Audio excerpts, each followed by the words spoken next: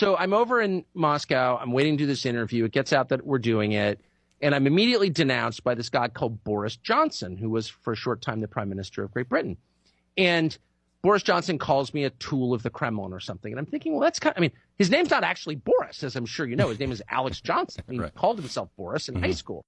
So the guy who calls himself Boris is accusing me?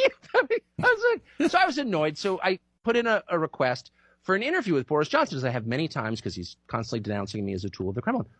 He says no. So I'm thinking about saying I'm getting more annoyed. So I know a lot of people who know Boris Johnson. So I reach out to them. Finally, one of his advisors gets back to me and says, he will talk to you, but it's going to cost you $1 million.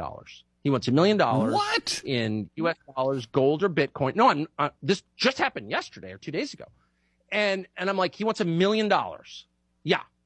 And then he will talk to you about Ukraine. He will explain his position on Ukraine and explain what. So he attacks me without explaining how I'm wrong, of course, or how he's right.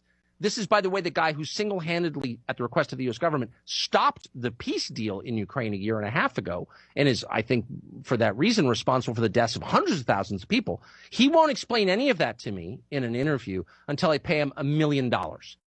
And I said to the guy, I just interviewed Vladimir Putin. I'm not defending Putin, but Putin didn't ask for $1 million. So you're telling me that Boris Johnson is a lot sleazier, a lot lower than Vladimir Putin.